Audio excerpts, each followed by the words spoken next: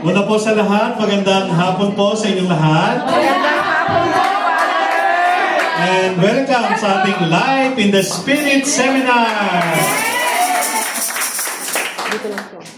Ako po ay labis na natutuwa, nagagalak na muling makabalik dito po sa Macau at ipagpatuloy ang ating paglilingkod sa mga OFWs, no? So, nakakatawa naman po na nakabalik ako na relax, di ba? So, nakabalik naman po na magandang kalusugan. You know? So, dumating po ako Friday night. Saturday morning, nag-test po ako ng aking blood sugar. Ay normal na normal. So, nag-test din po ako ng blood pressure ko. Abay, over 80. Parang 35 years old.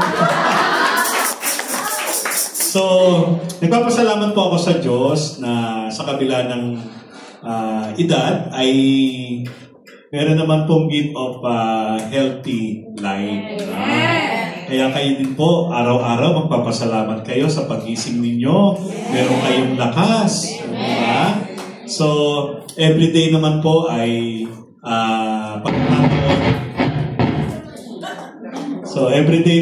pagkakataon natin na magkaroon ng bagong buhay. So, ang ating pong topic ngayon, ano yung topic natin ngayon? New life! Aba, gusto nyo ba ng bagong buhay? Yes! Talaga? Yes! Pero bumabalik ulit sa dati eh. So, pag-aaralan po natin, paano nga ba tayo magkakaroon ng bagong buhay talaga, no? So, una po, bibigyan ko po ito ng background. So, ang unang talk natin, tingnan ko nga, review tayo. Unang talk natin about? God's love. Yan, God's love. Ano ba yun? Isa-summarize natin yan. Ang God's love po ay ang Diyos na hindi natin nakikita, no, ay nagkatawang tao. Amen? Di ba? John 3:16, di ba? God so loved the world, no? At ipinadala niya ang kanyang buktong na anak. So, ang Diyos, ang Ama ay nagkatawang tao. Hindi natin siya nakikita. Ano nga ba ang mukha ng Diyos? Pero nang si Jesus ay isilang, at nang siya'y lumaki, at siya ay naglingkod sa mga tao, ay nakita natin ang mukha ng Diyos. Ang mukha ng Diyos, unang-una, ay mukha ng taong nagmamahal. Amen? Kaya kung ikaw, nagmamahal ka, kamukha mo si Lord. Amen? Yan. Kapag hindi ka nagmamahal, hindi ka nagpapatawad, baka iba ang kamukha mo. Di ba? So, una yon, ang mukha ng Diyos, nakita natin kay Jesus, God's love yun. Ang Diyos na nasa langit, parang ang hirap abutin, siya ay nakapiling natin. Nakasama natin. Di ba? Bumaba siya. No? So, ngayon, pangalawa, ang mukha ng Diyos ay nakita natin na ang Diyos ay nakikipag-ugnay. No? Hindi siya snob. Hindi siya, alam niyo yun, yung hindi namamati, yung bumabati.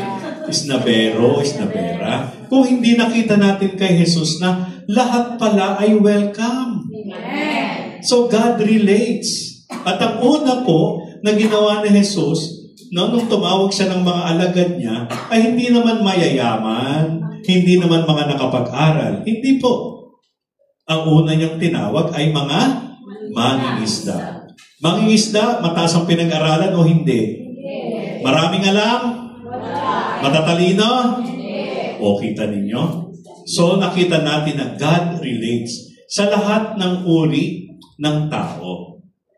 No? Pero meron siyang parang preferential option for the poor. Kasi yung unang alagad niya, na tinuruan niya, ay mga hindi mataas ang pinag-aralan. Hindi sila yung mga tanyag na pamilya. Kung hindi mga ordinaryo. Katulad natin. Amen?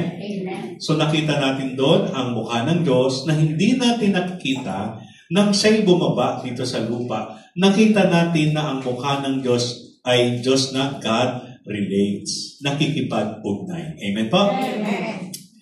Pangatlo, yung mukha ng Diyos na nakita natin kay Jesus, yung dating lingid sa atin, nakita natin God shares. No? Di ba? So, ang Diyos ay nagbabahagi. Amen. Kung anong meron ang Diyos, ibabahagi yan sa atin. No? Una, ang Diyos may buhay na walang hanggan. Unang-una yon, naparito sa Jesus upang tayo ay makarating din doon sa buhay na walang hanggan. Amen. Saan yon? Sa langit. Taas ang kamay nang gusto makarating sa langit. Talaga ha? Pakitingnan niyo po yung katabi. Paakit ba yan? Ha? Mukha ata na, paano ba? Kuya, ate? Papaning ka ba? O panubog? So, God shares. Unang-una na, kung anong meron ng Diyos, meron siyang buhay na walang hanggan, ay ibinigay niya. Meron siyang kaisa-isahang anak, ibinigay din niya. Amen? O, ano pa ba? Yung unang nilalang saan pinatira? Sa squatter o sa paraiso? Paraiso. O. So kung anong meron ng Diyos, gusto niya, nandun tayo. Kaya nga, sabi doon, di ba? Sabi ni Jesus, bago siya umalis, di ba? Babalik ako sa Ama. Paghahanda ko kayo ng mga matitirhan doon. At babalik ako at isasama ko kayo doon. Yung gusto mauna, okay lang. Susunod na lang kami. Joke lang po. So God shares everything that God has. Kung ano man ang meron ng Diyos, hindi niya pagkakait yun. Ibibigay niya. Kasi yung kanyang pag-ibig ay unconditional. Walang kondisyon. No? Mahal kita, maging sino ka man. Yan, di ba? So, mahal kita at lahat ibibigay ko para sa iyo. Maging ang buhay ko. Amen. So, yun. At yung panghuli, nakita natin kay Jesus, yung mukha ng Diyos na hindi nakikita. Ano yun? God gives life. Ang Diyos ay nagbibigay ng buhay. Imagine ninyo, isang bulag na wala nang kapag-apag-asang makakita pa, binigyan ni Jesus. Muli siyang nakakita. Nagkaroon siya ng buhay because God shares yung kanyang buhay. Amen? Amen. Yung dinudugo na babae ng mahabang panahon, naubos lahat ang kanyang ari-arian sa pagpapagamot, hindi gumaling. Pero nahipo lang niya ang damit ni Jesus, laylayan ang damit ni Jesus, nagkaroon siya uli ng buhay. Pero isa sa mga gusto ko po, yung babae na nahuli na caught in the act. Wala nang mukha iyon. No? Hindi ko maalam kung meron siyang damit pa eh. Kasi caught in the act. Malamang wala. Pero siya ay kinaladkad, hinarap sa mga tao. Itong babaeng ito, no, di ba? Nahuli namin sa akto, nakikiapid sa di niya asawa. Wala na. That's the end. Ang hatol nga ng mga tao doon, patayin siya. Kasi masamang babae siya. Pero God gives another life. Sabi ni Jesus, kung sinong walang sala, sa unang magtapon ng bato sa kanya para mamatay siya. Sabi ni Jesus sa babae, meron bang bumato sa iyo? Wala po. Hindi rin kita babatuhin. Go and sin no more. So yung babaeng yon, talaga yon, new life yon. Bakit? Kasi wala nang buhay. Kung sa'yo mangyari yon, di ba? Yung machismis ka lang, ikaw ay kapit. Ang sakit nun ha.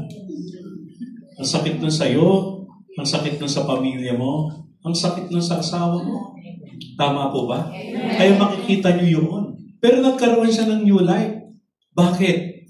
Kasi after na nakatagpo niya sa Jesus, nakalimutan na ng tao na siya isang masamang babae. Nagkaroon siya ng bagong identity. Ano yung bagong identity niya? Siya ay kilala na ngayon hindi isang masamang babae, kung hindi babaeng tagasunod ni Jesus. Amen. Anong tawag mo doon? Di ba new life? Amen. Amen. So, yun, new life. So, yung unang talk natin is God's love. So, ano yung apat na yun? Paano natin nakita ang pagmamahal ng Diyos sa atin? Ang Diyos na hindi natin nakikita, nagkatawang tao. At nakita natin kay Jesus na nagkatawang tao, ang ano? God loves, God relates, God shares, and God gives life. Kaya kung ikaw nagbibigay ng buhay sa iba, aba, kamukha mo ang Diyos. Amen? Kung dahil sa'yo, namamatay ang mga relasyon, hindi ka nagbibigay ng buhay. Amen? Kung pinapatay natin ang relasyon natin sa ating asawa, ayoko nang magsalita. Basta ang alam ko, God gives life. So, meron sa atin siguro maaaring nakakasala tayo. Pero may example doon, yung pag-ibig ng Diyos. Nang isang nagkasala ay muli nagkaroon ng buhay. Amen po? Yan. So, yun, yung first talk. Ang talk na yon ay God's love. So, kung titingnan natin, ang Diyos hindi nakikita, bumaba. So, nagkaroon ng vertical. Okay? Ano yung second talk? Salvation. Di ba? Salvation naman, napag-aralan natin, nasa Jesus. Ang kaligtasan ng lahat. Amen. At si Jesus, nung niligtas tayo, kapwa natin tao. Amen? Amen.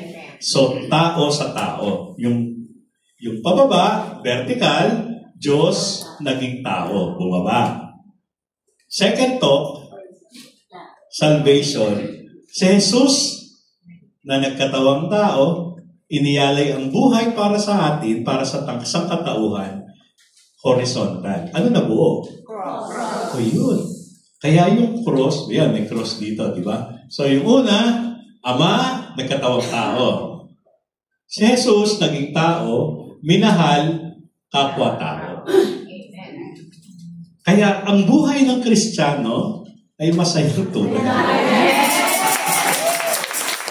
Alam mo bakit?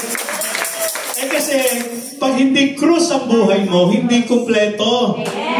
Kaya nagmamahal ka sa Diyos, nagmamahal ka sa kapwa. Tandaan niyo po yan, magkasabayan. Kaya, alam niyo, yung new life, marami po ang nagtangka na baguhin ang kanilang buhay, pero hindi na bago. Kasi kulang. Dapat meron kang vertical at meron kang horizontal. Hindi po pwedeng sa sarili mo lang. No? Ngayon, marami ang nagdarasal. Isang